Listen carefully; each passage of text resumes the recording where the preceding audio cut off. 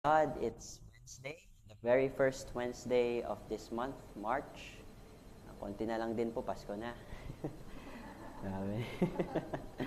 So, good evening din po sa mga ating Zoom followers. Paki-flash na lang din po dyan para makakasubay-bay po sila sa ating prayer meeting. And para makita ko rin po. Yes, good evening po. Yan, sila Lolo and Lola. Glad you are safe and sound dyan po sa UAE. Let's continue praying for them always, since hindi rin po natin alam ang mga sitwasyon ngayon that the world is now coming closer to an end. Before we start, ako din po gusto ko rin po magpasalamat as God's been good. He has always been good, and I want to make that as a testament in my life na yung kabutihan ng ating Panginoon. And napapasalamat po ako dahil kakagaling ko lang din po sa OJT, sa trabaho, kaya po pagod, wala pong boses. And nakakapagod po pala pag nagtatrabaho pero walang sweldo. Kaya pag nagtatrabaho po kayo, mas maganda talaga may sweldo para nagaganahan, no? So, nagpapasalamat din po ako kasi during that time, I've learned so much. Naunahan ko na po yung nanay ko na hindi marunong mag-commute. And nagpapasalamat din po ako dahil he used me as an instrument to share His Word and the Gospel to some college o OJT na nandun din po. And marami po silang tanong. And I'm glad to be used as an instrument to share His Word towards them since ginamitan ko po ng science. Siyempre po, marami pong nagsasabi, God and science contradict. Pero hindi po, kasi ang ating Diyos ay gumawa sa science. And we can see that throughout the world that He has created, He has left it as a great design towards us. And nagpapasalamat din po ako dahil we're all safe and sound. Wala pong nagkakasakit. Even though pagod, slight aching-aching there. And nagpapasalamat din po ako sa kaligtasan na binibigay po niya sa aking mga magulang. Safety din po, especially with my mom. And I thank God for my grandparents na nandyan din po. So, I'm thankful because they are listening right now. Alam ko po ay busy din kayo. And I'm thankful po dahil ang aming exam din po ay sa Saturday na. So, buong linggo po ay wala rin po akong pahinga. So, Monday to Friday, OJT. Saturday, examinations. Sunday, God's Day. Amen. No work. So, I thank God that even despite this short time of rest, I can still be able to focus in the ministry, especially this coming evangelistic meeting on the 22nd, wherein the youth will also take to be a ministry. So, praise God, we're all here, we're standing and doing His will. Okay po, tayo po ay magpatuloy, and let's open our Bibles in Ephesians chapter 6, verse 18.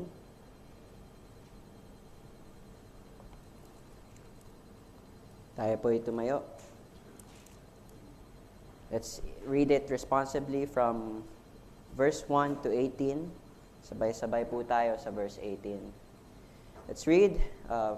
Say amen if you're there. Amen. Okay, so verse 1. Children, obey your parents in the Lord, for this is right.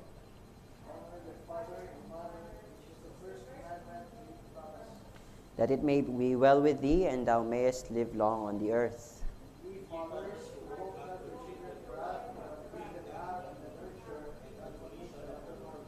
Servants, be obedient to them that are your masters according to the flesh, with fear and trembling, in singleness of your heart as unto Christ.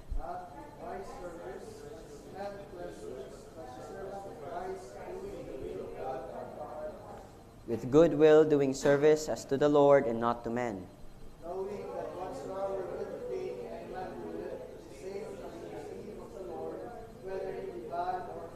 Verse 9, And ye masters, do the same things unto them, forbearing, threatening, knowing that your master also is in heaven, neither is there respect of persons with him. Finally, my brethren, be strong in the Lord and in the power of his might. Put on the whole armor of God, that ye may be able to stand against the wiles of the devil. For we wrestle not against flesh and blood, but against principalities, against powers, against the rulers of darkness of this world, against spiritual wickedness in high places. Wherefore take unto you the whole armor of God, that ye may be able to withstand in the evil day, and having done all, to stand. Stand therefore, having your loins girded about with truth, and having a breastplate of righteousness. And your feet shod with the preparation of the gospel of peace. Sabay-sabay po tayo sa verse 16. Above all, taking the shield of faith, wherewith ye shall be able to quench all the fiery darts of the wicked. Praise be to God for the reading of His Word. Let's pray. Our heavenly and loving Father, we praise you and thank you, Lord, for this evening. Salamat po sa pagkakataon na binigay niyo po sa amin to pray towards you, to ask for forgiveness, to ask for protection and safety towards you, Lord. Thank you, Lord, because you provided for our needs, even though we don't deserve it. Thank you, Lord, because you've been consistently graceful and merciful towards us. And Lord, we ask in this prayer meeting this evening, may we be able to understand and apply your word in our daily lives, and may we be able to share it with others consistently. Thank you, Lord, for your blessings. In Jesus' name we pray. Amen. Pwede na po tayong makaupo. So this evening, since konti lang pong oras natin, the many dimensions of prayer, that is our topic po for this evening. Originally, I have 12 points. Gawin na lang po natin mas maikli. Sige po, 12 points, yes. So, ang key verse po natin this evening is Ephesians chapter 6, verse 18. Praying always with all prayer and supplication in the Spirit, and watching thereunto with all perseverance and supplication for all saints.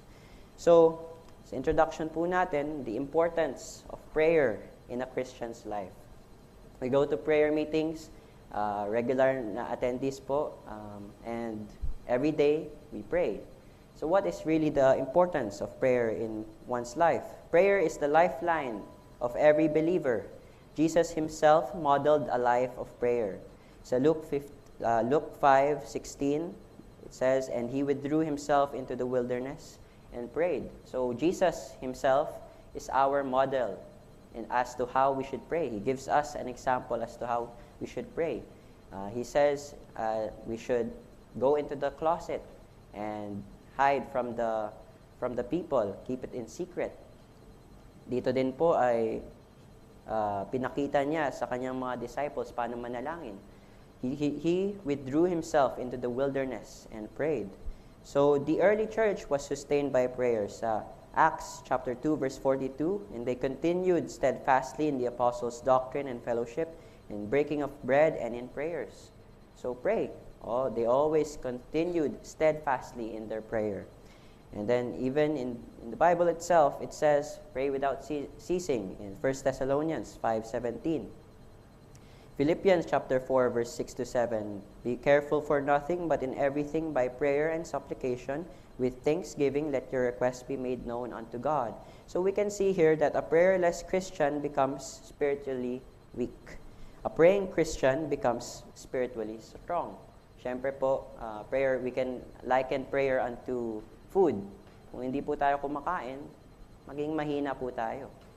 And that is what Jesus is always reminding us, that in our spiritual life, it is always good to have consistent communication with our Heavenly Father. So tonight, I'll give you the many dimensions of prayer. So the first of these is the prayer of surrender. Let's open our Bibles to Luke chapter 11, verse 2. And he said unto them, When ye pray, say, Our Father which art in heaven, hallowed be thy name, thy kingdom come, thy will be done, as in heaven, so in earth. So, dito po, that's the very first kind or type of prayer, the prayer of surrender. As I said, we have 12 here. So, yan po yung pinakauna. Surrender. So, surrender aligns our will with God's will and produces peace. The prayer of surrender is the foundation of all true prayer. Bakit po kaya? Once we surrender everything that we are to God, everything else will follow. Kasi He is the one who will fill everything up consistently. So surrender means letting go of your control. Mahirap po yan kasi ma-pride po tayong tao eh. Lahat po ay may pride, may ego. And as a person who can't even see God and sometimes doesn't even believe in God, how can you be able to let go of your control in your life? How will you be able to trust Him if you can't see Him, if you can't feel Him? So, this is why it is the foundation of a true prayer. Before we ask for anything, we must align our hearts with God's will. Kasi palagi natin pong naalala na ang ating kagustuhan ay separate or salungat sa kagustuhan ng Panginoon. So, the very first thing we should do is to surrender who we are to God.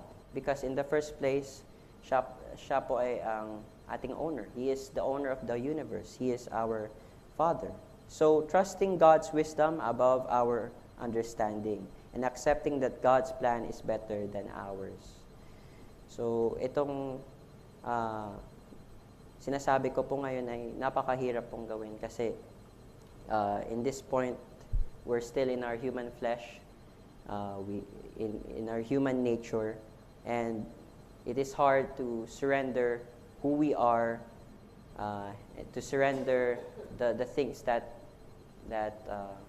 burden us to Him, especially those things that burden us. Kasi gusto po natin na tayo lang nakakapag-solve nun eh. Gusto po natin na tayo yung solve sa mga problema po natin at hindi ibang tao, kaya ang Diyos. So Jesus demonstrated perfect surrender in Matthew chapter 26:39 when He prayed, "Nevertheless, not as I will, but as Thou wilt." So, as we can see here, Jesus is the perfect example of surrender as well, since He bowed down, He prayed, and when He was about to be crucified, He prayed na sana yung kagustuhan ng Panginoon ay masunod at hindi sa akin. So, as we can see, that God's will is overwhelmingly better than our will. Even though it may seem na masama, I mean, Jesus was praying that He will be crucified. He is about to be crucified, and that's a bad thing. Pero He said that God's will is to be followed, not my will. Ikaw ang masusunod, Panginoon, at hindi ako. So, in all these things, very first prayer should be a prayer of surrender. So, why surrender matters? Without surrender, prayer becomes self-centered. Palagi mo na lang iniisip sarili mo. Palagi mo na lang iniisip yung kagustuhan mo sa buhay mo. Hindi na ang kagustuhan ng Panginoon. It is always important to remember that when we pray, it should be God-centered. It should be Him getting all the glory and the honor and the praise. With surrender, prayer becomes God-centered. And surrender replaces anxiety with trust. So, we should always remember that the very first step in the foundation of a true prayer is surrendering. Okay? Second, the prayer of boldness. So, let's read Hebrews chapter 4, verse 16. "Let us therefore come boldly unto the throne of grace, that we may obtain mercy and find grace to help in time of need." So, boldness in prayer is grounded in Christ's finished work. We do not approach God timidly or fearfully. We come as children to a loving Father. So, what is a bold prayer? So, it's the confidence. Confidence na mapapakinggan tayo ng Panginoon. It's confidence that He'll be able to answer our prayers. We believe that God hears us. So, when we pray, we should have confidence that God hears us. Na just because it's required for you to do, or kaya parang habit na mag-pray, ganun na lang. Di po ganun. That's not supposed to be a true prayer. Bold prayer is grounded in Christ's finished work. Tapos na yung ginawa ni Jesus sa krus. So when we pray, it should be as what He did for us. We should rejoice. We should be confident in our prayer that God will be able to answer us and to hear us. Clarity, we pray specifically, not vaguely.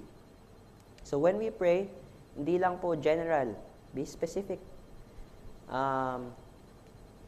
Hindi po palagi na good health, protection, yes. But be specific when it comes to prayer. I pray for the protection of this person. I pray that he or she will be able to get home safely. Ganun po. Kasi although God already knows it, we have the ability to be able to speak to Him. Let's use it wisely. Okay? And persistence. We continue even when answers delay. Minsan po yung sagot ng Panginoon sa ating mga panalangin ay delayed. So, we wait. We continue in faith. Kahit mahirap po, we continue even when the answers delay. So, bold prayer does not mean demanding our will. It means trusting God's goodness and power without hesitation. It's like trusting God's goodness and power without hesitation. So spiritual growth often begins when we stop praying small, safe prayers and begin trusting God with big requests. It's like sa ating church lot and vehicle. Pinagpe-pray po natin yan. Even if it is a big prayer, but our God is a big God. He is able to supply our needs, even our wants. So what can hinder Him? So we can see here that in a bold prayer, you must have confidence, clarity, and persistence. Confidence na matutugon ng Panginoon ang aking mga panalangin. Third prayer, the prayer of waiting. Says in Psalms chapter 27, verse 14, "Wait on the Lord. Be of good courage, and He shall strengthen thine heart. Wait, I say, on the Lord." Isaiah chapter 40, verse 31, "But they that wait upon the Lord shall renew their strength. They shall mount up with wings as eagles. They shall run and not be weary. They shall walk and not faint." Waiting. Napakahirap po maghintay. In my OJT po, ngayon ko lang din po naranasan na maghintay sa napakahabang pila ng QC bus. Kasi libre po eh. Masarap po pag libre yung pamasahe. So, in that waiting, napakahirap po kasi mainit. At daming tao. Pero sa dulo, pag nandun ka na sa bus, sulit. Kasi malamig eh.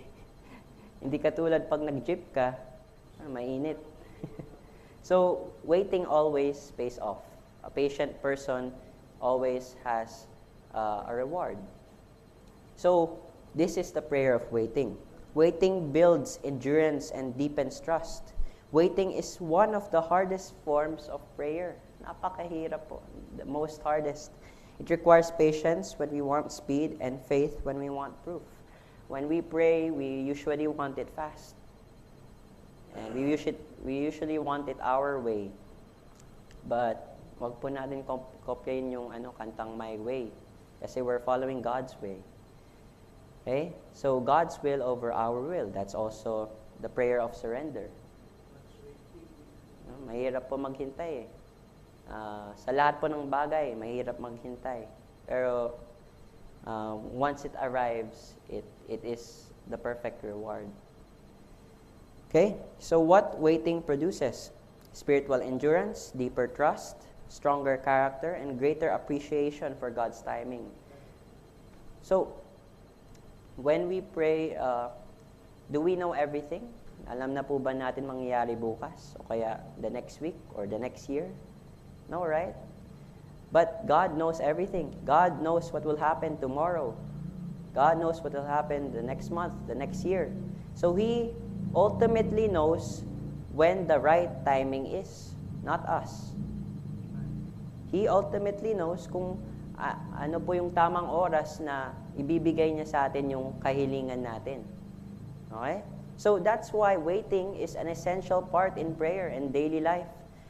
And we will be able to greatly appreciate God's timing once we trust that this prayer can be able to be answered. So Isaiah chapter 40 verse 31 teaches that those who wait upon the Lord renew their strength. Those who wait upon the Lord renew their strength. Waiting is not inactivity. Porket naghihintay ka po ay wala ka nang ginagawa. No, that's not the point. Waiting is will work till Jesus comes. Will work till Jesus comes. And we keep praying that malapit na dumating dito sa mundo ang ating Panginoon. But let's continue not only waiting but also working for Him. Let's continue to labor because the harvest is plentiful. The laborers are few. So while we wait for that, let's act. Let's do everything that God wants us to do because it is for our own good. Habang pong naghihintay po tayo sa ating mga biyaya or sa blessings, sa ating mga prayers sa Panginoon, let's continue working for His will. So, waiting is not inactivity, it is an active trust. It is choosing faith over frustration. In waiting seasons, God often prepares us for the very blessing we are praying for.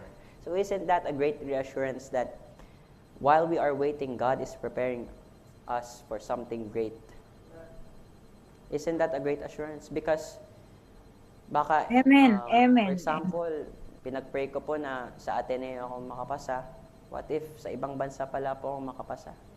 You know? Baka sa Harvard. Nothing's impossible with God. So, when we pray for it, we do not limit our God. Kasi ang ating Panginoon po is the Creator of the universe, the King of kings, the Lord of lords, the Alpha and Omega. Why would we limit our God in our prayers? So, when we pray, we need to have faith. Pananampalataya po talaga. Okay? So, ano po ulit yung tatlo? The prayer of surrender, the prayer of boldness, the prayer of waiting, and fourthly, the prayer of transformation. Sinasabi po sa Romans chapter 12 verse 2, "And be not conformed to this world, but be ye transformed by the renewing of your mind, that ye may prove what is good and acceptable and perfect will of God." Transformation. Psalms chapter 51 verse 10, "Create in me a clean heart, O God, and renew a right spirit within me."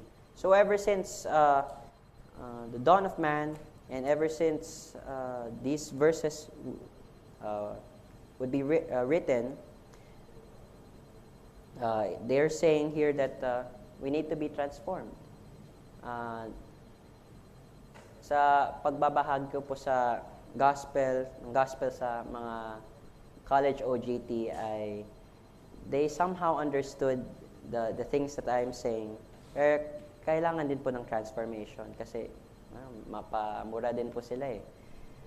Kada sentence, mayroon din ganun. So, that's why the prayer of transformation is also very important. Kasi God is the one who transforms us. God is the one who changes us. So, prayer transforms the one who prays. We often enter prayer wanting God to change our circumstances. Instead, God changes our perspective. Nilagay tayo sa isang situation ng Panginoon that might be bad towards us, but instead, God changes our perspective around that situation. And there's probably a good reason why God put you in that situation. It might be to strengthen you. It might be to give justice since you've done something wrong.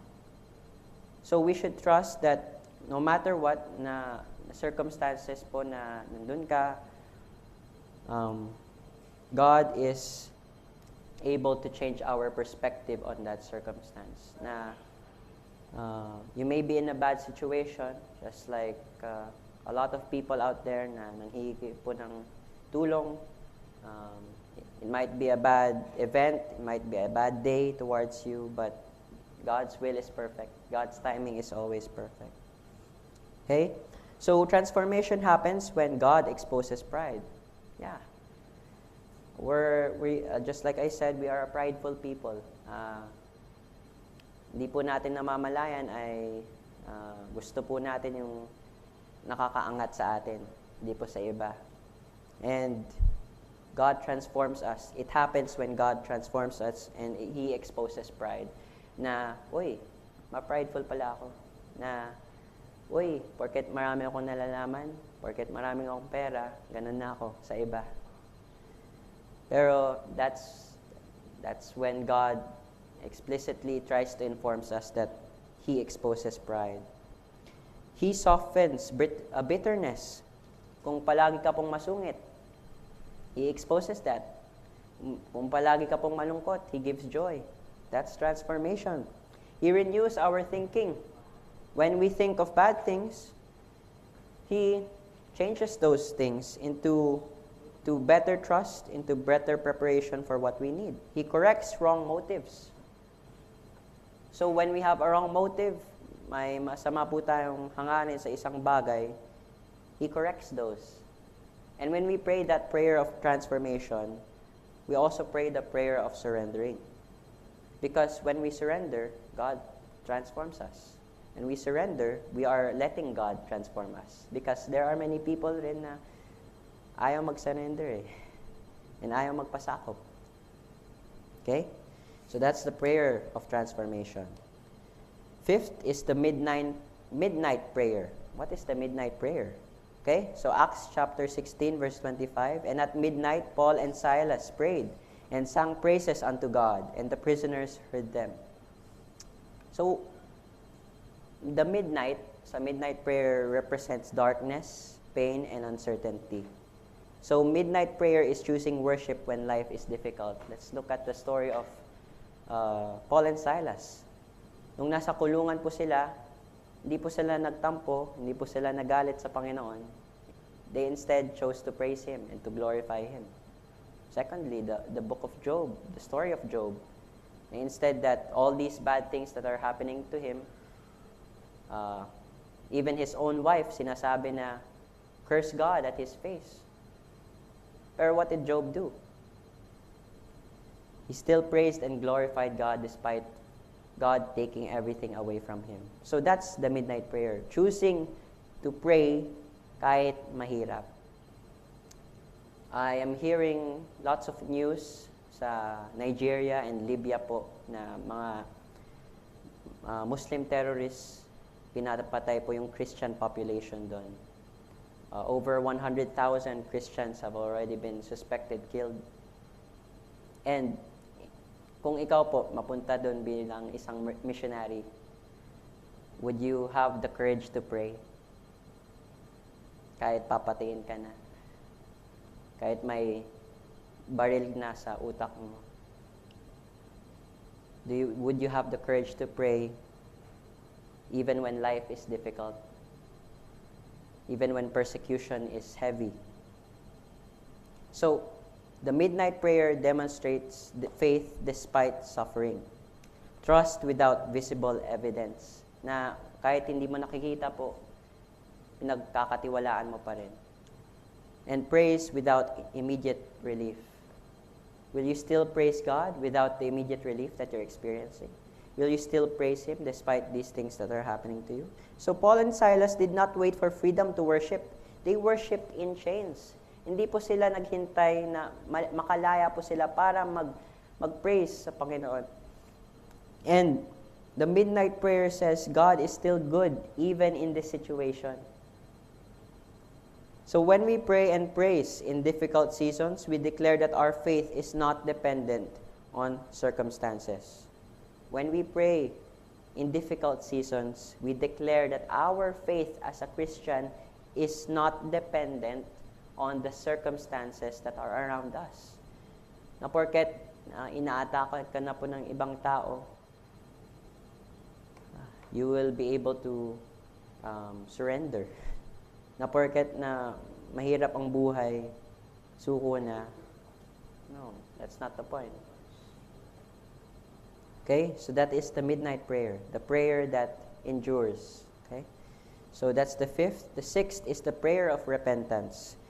Sinasabi po ng 2 Chronicles chapter 7 verse 14, "If my people which are called by my name shall humble themselves and pray and seek my face and turn from their wicked ways, then will I hear from heaven and will forgive their sin and will heal their land." So repentance restores fellowship and spiritual joy. When we have surrendered, when we have been transformed, we repent. And when we repent, we give all our sins, we give all the things that we've done wrong, and we trust in God's continuous grace. So repentance involves humility, confession, turning, and restoration. In all these things, it is a process. Hindi po biglaan ang repentance. Hindi po biglaan na, porket magsusorry ka po, yun na yun. So it's a continuous process that happens every day. So let's read 1 John chapter 1 verse 9. If we confess our sins, He is faithful and just to forgive us our sins and to cleanse us from all unrighteousness. So a church that neglects repentance loses spiritual power. A believer who practices repentance grows in spiritual sensitivity. It's like saying sorry to your mom or dad pag may nakagawa kang kasalanan laban sa kanya. It's a big step since marami pong hindi nagsasorry. And once you say the word, parang naano yung puso mo na ayaw ko gawin to kasi baka malaman ng iba na may ginawa kong masama. So, it is a step towards humility. That's the prayer of repentance. The seventh, the prayer of intercession. Sinasabi po ng Ezekiel chapter 22 verse 30, "And I sought for a man among them that should make up the hedge and stand in the gap before me for the land, that I should not destroy it, but I found none." Acts chapter 12 verse 5, "Peter therefore was kept in prison, but prayer was made without ceasing of church unto God for him." So when we say intercession, it does not mean the intercession of saints, which is what Catholics believe, because patay na po yung mga tao na yun, nasa langit na eh. We don't ask for their intercession. Instead, we ask the intercession of our brethren in our church, in our community. We ask for their prayers. So intercession carries the burdens of others before God. When we pray for our family, that's already an intercession, the prayer of intercession. Intercession means standing between God and someone else's need. Baka kasi may makalimutan pong prayer ng isang tao. When we pray for this person, it means that we remember them. It means that we want to acknowledge them before God. And when we pray always for our family, for our leaders, for the sick, for the lost, and for the future generation, we acknowledge that these people are important in our lives and important in God's will. Acts chapter 12 verse 5 shows the church praying without ceasing for Peter. Intercession reflects Christ's heart, for He intercedes for us. It says in His word that He is the ultimate mediator. Wala na pong iba. And when we pray for others, when we pray for people who needs it, we remember that Christ is our mediator. He is the one who also gives our prayers to God the Father. He is the ultimate mediator. Intercessory prayer shifts from focus from self to others. It builds compassion and spiritual responsibility. It also focuses upon others and the need of others, hindi lang po sarili mo. Okay? So that's the seventh prayer. The eighth prayer, the prayer when words fail, or the speechless prayer. So, ano pong ginagawa niyo pag nagpe-pray kayo nang wala kang masalita? Kaya walang mangyari sa isip. Kahit sa isip, wala ka pong maisip eh. Kasi blanco na po yung isip niyo eh. So, what do you do there? And the Bible also has an answer towards that. So, sinasabi po sa Romans chapter 8 verse 26, "Likewise, the Spirit also helpeth our infirmities, for we know not what we should pray for us as we ought, but the Spirit itself maketh intercession for us with groanings which cannot be uttered." Kaya nga po, when we cry to the Lord, when napakasakit po yung nangyayari sa ating buhay, For example, my mother, nung namatay po si Tito Mark, sometimes po wala din po siyang masabi. And that's also praise. When we cry, when we show our emotions towards God, we cast all our cares upon Him, He hears us. Kahit wala po tayong masalita, mabigkas sa ating mga bibig, naririnig po tayo ng Panginoon because the Spirit intercedes for us. So even silent tears are understood by God. It doesn't mean you have to speak. It doesn't mean you have to think. Panalangin na po yun. God understands tears. God understands silence. God understands confusion. God understands pain. And because we are humans, we are bound to experience problems. We are bound to experience pain in our life. And that's normal. But always remember that God is always with you and He always hears this. Na kahit wala ka pong sinasabi sa Kanya, nakikita Niya yung puso mo. And that's what sets God apart from anyone else, because He is the one who hears and listens to our hearts while we only look towards outside appearance. Yung hindi po natin nakikita, that's why we should always think that we should not judge a book by its cover. Kasi, who are we to judge? Kung ano yung nararanasan ng isang tao. Okay? So that's the speechless prayer. Prayer is not about eloquence. Hindi porket na nakakapagsalita ka po ng magagandang salita sa prayer, ay magandang prayer na po yan. No. It is about sincerity. It is about the heart. It is always about the heart.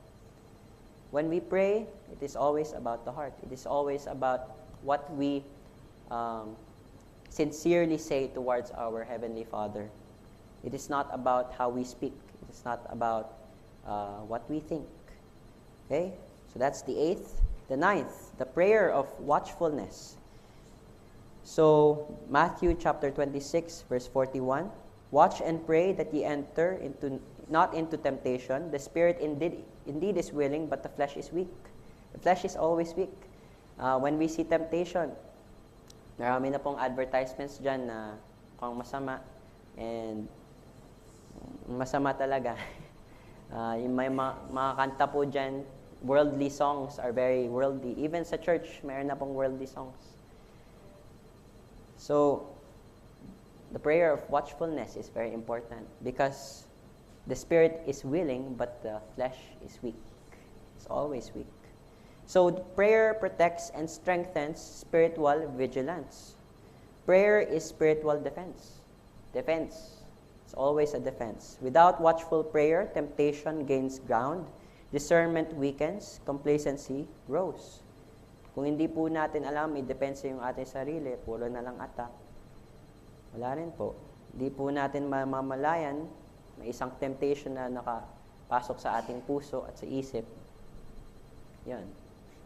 So, prayer guards the heart and strengthens resistance against sin. So, Ephesians chapter 6, verse 18 connects prayer to spiritual warfare. So, kung wala ka pong bala, pero may dala kang baril, hindi ka pa rin po makakapag-shoot. Kaya kailangan mo rin ng bala. So, prayer is our bullet. It's our bullets. When we don't bring prayer to our spiritual warfare, we don't have bullets. So, we get discouraged. We get attacked regularly. The 10th, the prayer of faith. Mark 11:24. Therefore I say unto you, what things soever ye desire, when ye pray, believe that ye receive them, and ye shall have them. Whatever ye desire, when ye pray, believe that ye receive them. Nandiyan na pala sa inyo. That's the prayer of faith. Faith trusts God's unlimited power. Our God is not limited into our minds because our minds are limited. Let's not limit our God in our mind. Kaya nga po sa Trinity, which is impossible to explain because our God is impossible to explain, let's not try to explain it full-heartedly to the point na baka magkalituhan na po tayo. Because our God is a complicated God. He is the creator of our universe. Pero, we need faith because we cannot see our God. And a faith-filled prayer trusts God's power and promises. So faith does not deny problems. It trusts that God is greater than them. Ibig sabihin po ng faith, hindi po dinedeny na may problema ka, pero iniisip po natin na mas makapangyarihan ng ating Diyos kaysa sa ating mga problema. Okay? Faith is not manipulating God. It is resting confidently in His ability. Always trust in His ability. Because, tanong ko lang po sa inyo, since when did God ever fail us? Did God ever fail us? God never fails us.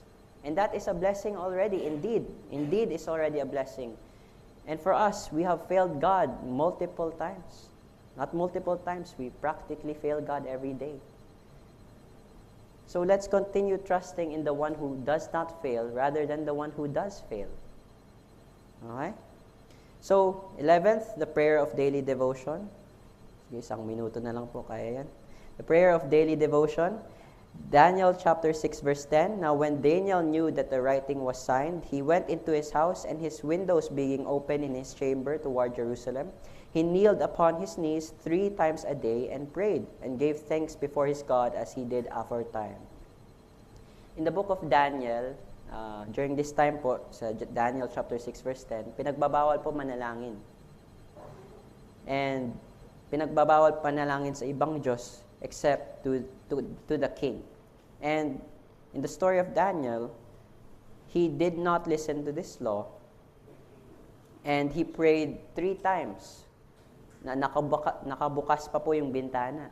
That's a bold declaration of your faith. And consistency in prayer builds spiritual endurance. So, when we see Daniel doing this, always, every day, 3 times a day, nananalangin po siya, that's consistency. And that is the importance of daily devotion. Prayer is also a daily devotion towards God.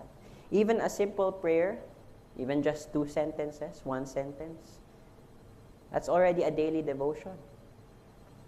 Basta hindi po natin nakakalimutan ang ating Diyos na tagapagligtas po natin. So daily prayer deepens intimacy towards God. God wants us to have a relationship with Him. God wants us to love Him wholeheartedly. Kaya nga po, He gave us free will na hindi po niya tayo ginawang robot. Hindi po niya tayo ginawang robot kasi He wants us to love freely without being forced. So we should be able to pray and deepen our intimacy towards God through prayer. And it develops discipline and builds spiritual endurance. Jesus Himself prayed early in the morning in Mark chapter 1 verse 35. A strong prayer life is built in ordinary days, not just crisis. Huwag lang po kayo manalangin sa mga araw na may pangangailangan kayo. Always pray. Pray without ceasing. Every day, kahit sa ordinaryong pong neho and sa ordinaryong paggagawa ng mga assignments, always pray. Always think of God. When we think of our relationships or our spouses 24/7, isipin din po natin ang ating Diyos 24/7. Because He always thinks about us. And He always thinks of us 24/7. Hindi lang po yung mga sweet crushes there and mga kachat natin. Huwag lang po natin isipan yung mga yun. Kasi our God is the one who saved us. Our God is the one who sustains us and nurtures us every day. Let us always remember Him. And lastly, the 12th prayer is the prayer of unity. Mark chapter 18, verse 19 to 20. Again, I say unto you that if 2 of you shall agree on earth as touching anything that they shall ask, it shall be done for them of my Father which is in heaven. For where 2 or 3 are gathered together in my name, there am I in the midst of them. United prayer multiplies spiritual impact. When we pray together, it is a great sight towards the sight of the God. It is a great sight towards God, since we are all saved, we are all Bible-believing Christians, we are all saved by His grace. When we pray together, it strengthens each other, we strengthen each other, and not only each other, but we give all the glory to our God. Kasi po, marami pong tao, pag nakita po yung isang like church or gathering of the members of the church in one setting, and when we pray together with all faith, with strength, and with conviction, maganda po yung epekto niyan eh. And it encourages others to be able to solely focus on God's strength and not our strength. And this is when corporate prayer multiplies impact. Pag may prayer meeting po, join po tayo. When you have time to be able to pray for each other, let's do it. Kasi it helps us to be able to understand and know who our God is, to communicate with Him every day. And kung wala naman pong oras, pray for each other. Pray for your friends, your family. Especially in these times po na marami pong hindi po nakakapag-pray, hindi po nakakakilala sa ating Panginoon at tagapagligtas. We need to be able to pray for each other, especially in our mission, and that is to share the gospel, the Great Commission. And altogether, a mature prayer life includes surrender, boldness, waiting, transformation, praise in suffering, repentance, intercession, watchfulness, faith, devotion, and unity. May we become believers who pray always with all prayer and supplication in the Spirit. So all these prayers that I've said, we pray them. We should pray them regularly. We should be able to understand that our God is not a limited God and He answers prayers. Palagi po natin inaawit, palagi po natin nakikita, gawin po natin. And even though these words are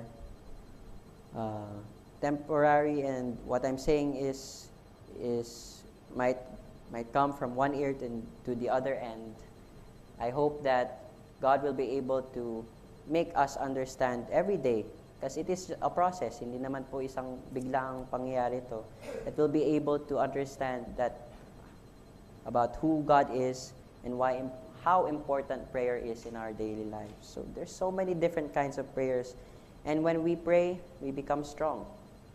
When we pray, we trust in the Creator who gave us life. And when we pray, we ultimately give our lives and surrender our lives towards Him. Even despite the harsh circumstances, we give glory towards our God. And yun naman po talaga ang purpose ng prayer, to give glory and honor and praise to our Creator. Let's pray. Our Heavenly and loving Father, we praise You and thank You, Lord, for this evening. Salamat po sa inyong grasya at biyaya na binibigay Niyo po sa amin araw-araw, Lord. Thank You for Your word that we'll be able to understand this evening. Thank You, Lord, for the members of this church who are here this evening to be able to understand, to know Your word, and to apply it in their lives, Lord. Lord, may we be able to understand these types of prayers, these forms of prayers, and these dimensions of prayers, that we be able to surrender, to have boldness, to be patient, to have transformation, to be able to praise You, Lord, despite suffering, to be able to repent, to intercede for others, to be watchful, to have faith towards You, devotion and unity. Lord, we know that You are a great God. You supply our needs. You give us what we need. Not even only what we need, You also give us what we want. And Lord, may we pray that Your will be done sa mga nangyayari po sa mundong namin ngayon. We know that it is a chaotic time, a chaotic period, but we know, Lord, that You are in control. We know, Lord, that You are the Creator, and You'll be able to protect Your children from harm. Lord, no matter what happens to us, may we have a heart full of joy. May we have a heart full of singing towards You and praise towards You. May we be able to focus upon You and You alone, hindi po sa kaguluhan sa mundo ito. May we not focus on the people surrounding us, whether good or bad, may we be able to trust in your grace, to trust in your strength alone. Lord, without you, we are nothing. And we know and accept that in our hearts. Tonight, may we be able to share your word, to be able to apply it in our lives, to be able to continue doing these things despite the circumstances that happens towards us. Lord, may you help us to become more like you. May you be able to give us strength every day as your soldiers in this spiritual warfare. May we be able to accept and acknowledge that you are in control of our lives, and may we surrender everything that we are to you, Lord. Lord, thank you for your word. Thank you because we have the opportunity to pray that you gave to us through the cross. We thank you, Lord, for this church. Thank you, Lord, because you've been so good. Sorry for everything that we've done against you. Salamat po sa lahat ng biyaya na binigay niyo po sa bawat isa. And Lord, as we separate this evening, may you continue to protect us, to guide us, to strengthen us, and to empower us, especially since we need to continue doing your great commission and our great mission, Lord. And that is to share this good news that you have given to us. Lord, thank you because you gave us salvation, because you gave us the free gift of your grace, your love, and your mercy, all packed into what you have done in the cross. Thank you, Lord, for your never-ending provisions towards us, and we give back all the glory, the honor, and the praise towards you, our Heavenly Father. In Jesus' name we pray. Amen. Maraming salamat po.